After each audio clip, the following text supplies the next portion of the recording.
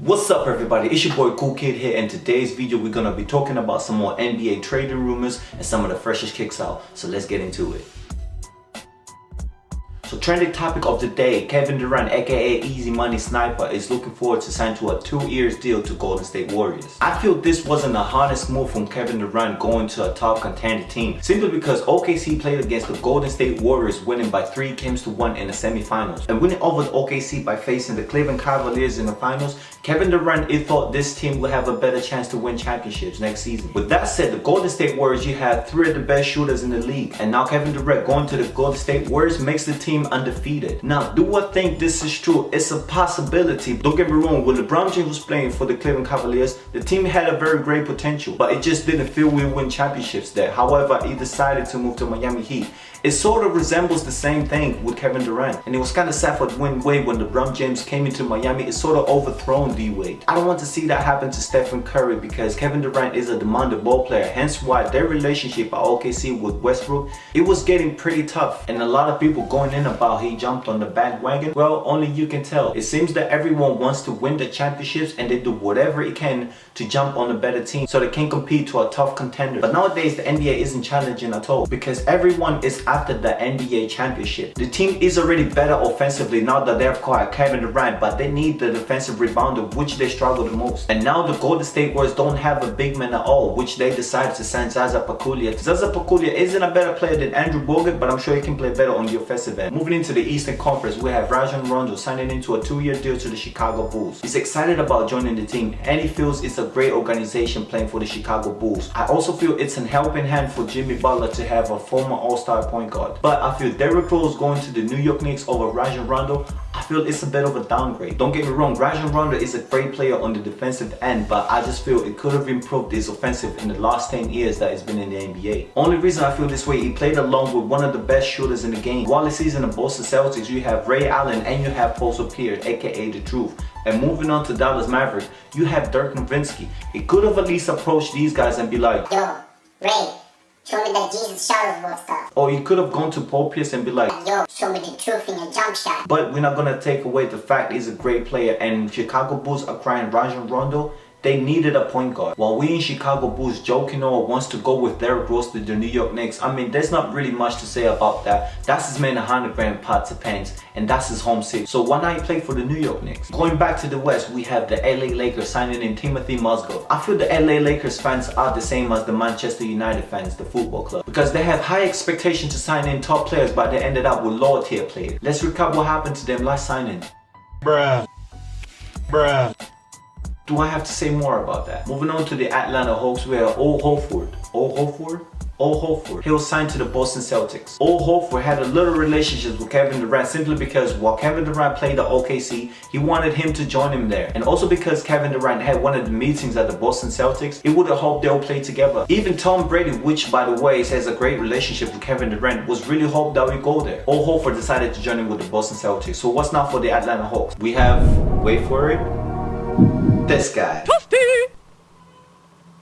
I mean, if you had to compare Al Horford over Dwight Howard, this is a debatable discussion simply because Al Horford is better on the offensive end and you have Dwight Howard is better on the defensive. If we're talking about last season, Al Horford was averaging about 6, 7 to 8 rebounds per game, right? And Dwight Howard was averaging about 10 rebounds a game. But in the Atlanta Hawks, before Paul Millsap got into the team, Al Horford was averaging almost 10 rebounds a game. So what does that say to you? And for the past couple seasons, Al Horford was able to extend his game to a 3-point shot. He's also very good at free throw. If he had to compare to Dwight Howard, his free throw is ridiculous, it's disgusting, let alone his shooting percentage. I honestly feel he shouldn't leave the Orlando Magic when he started the NBA. His transition from the LA Lakers to the Houston Rockets, his stats just dropped dramatically. Enough of the NBA, let's go into some kicks.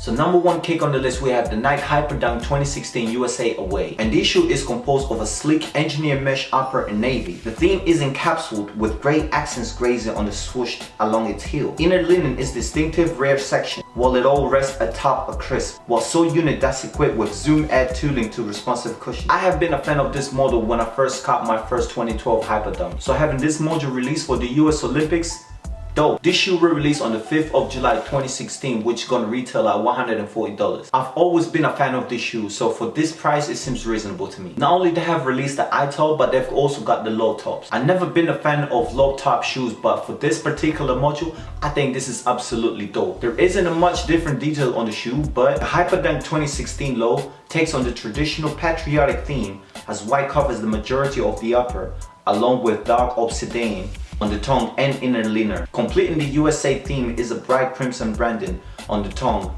and midsole, as well as the icy bottoms. Oh gosh, save me. Those icy bottoms is gotta be one of the best features of the shoe. These shoes were released on the same day, however the low edition is gonna be $10 cheaper. Third on the list we have the Li-Ning Way of Weight 4 Chicago and Miami pack. My understanding why you call it Miami and Chicago, simply because his home place is Chicago and he plays for the Miami Heat. Let's go to a little bit of more detail on these shoes. So looking at the upper of these Weight of Weight 4s, we see that they're crafted using a technical heather tri-blend sweat mesh and feature modern film accent pattern. The tongue is crafted to match, which features an embroidered Wade logo. I mean, do I need to say more? Each colorway also features left and right insoles with printed maps on their respective seating. The aqua colorway of the Miami shoe signifies the dolphin's color of the Miami water. Orange for Chicago represents the bear accent color. It's a very dope concept of the shoes, and it's also very unique colorway. This shoe will release on the 6th of July 2016. However, the retail price is gonna be at $333.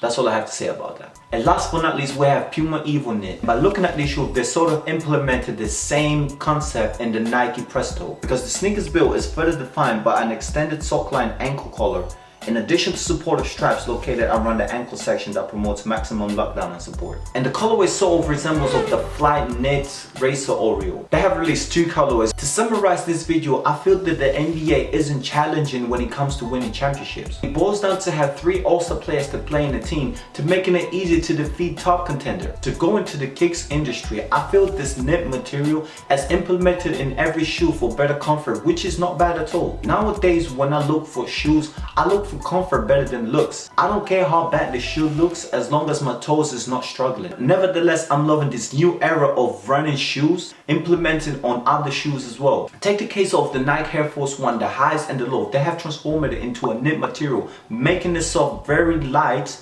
and comfortable. But anyways, let me know in the comments below, what do you think of the KD going to the Golden State Warriors? Do you think they will win championships for the future? And also, what was the hardest kicks you've seen this summer?